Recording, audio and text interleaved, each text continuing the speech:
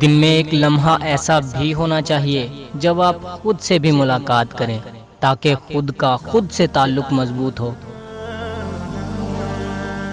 جب آپ کی زندگی میں لفظ کاش آ جائے تب انسان پچھتاوے کی آگ میں ساری زندگی جلتا ہے۔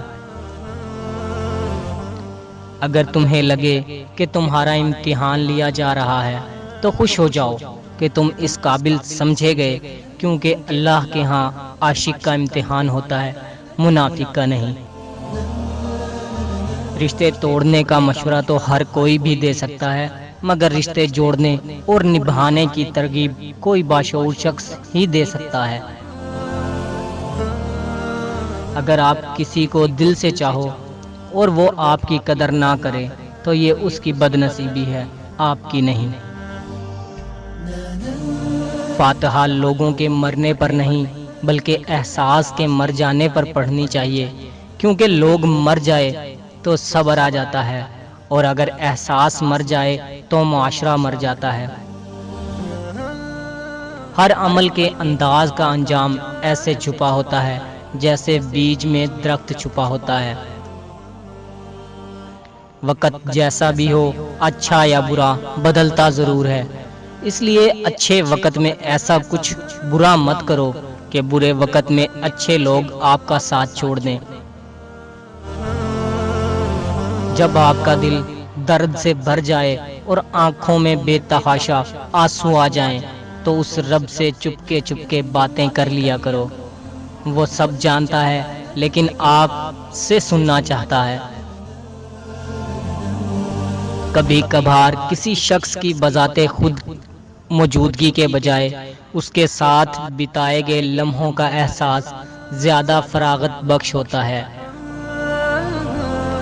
آدمی کو جب اللہ تعالیٰ سے لینا ہو تو لاکھوں کروڑوں کی چاہت رکھتا ہے، لیکن جب اللہ کے نام پر دینا ہو تو جیب میں سکے ڈھونڈتا ہے۔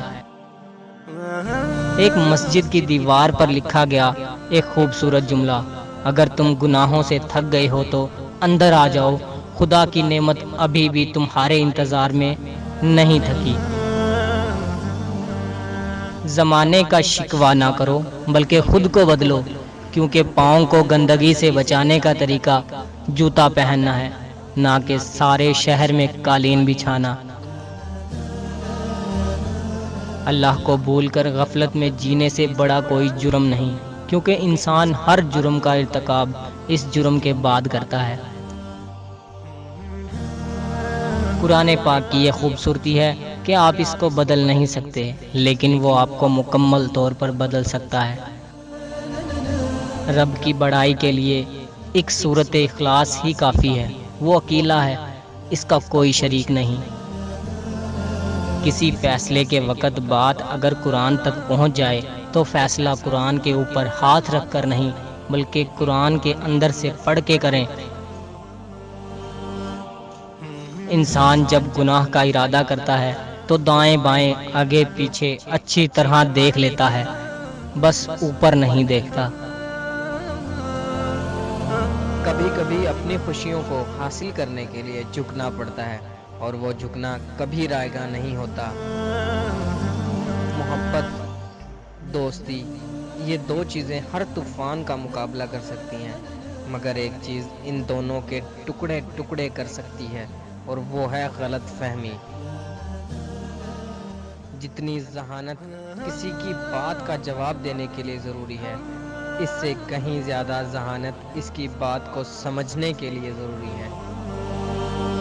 خدا کے نزدیک کسی انسان کی عزت جتنی زیادہ ہو جاتی ہے، اس کا امتحان بھی اس قدر سخت ہوتا چلا جاتا ہے۔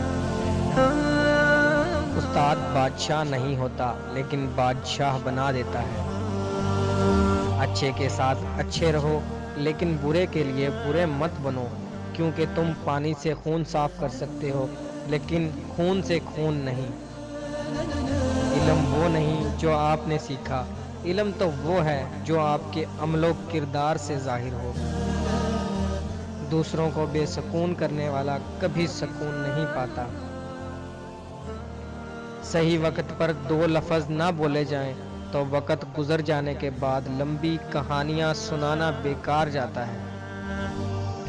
اگر آپ کی نیت اور ضمیر صاف ہے تو اس بات سے کوئی فرق نہیں پڑتا کہ لوگ آپ کو اچھا کہیں یا برا، کیونکہ آپ اپنی نیت اور عمل پر جانچے جائیں گے، دوسروں کی سوچ پر نہیں۔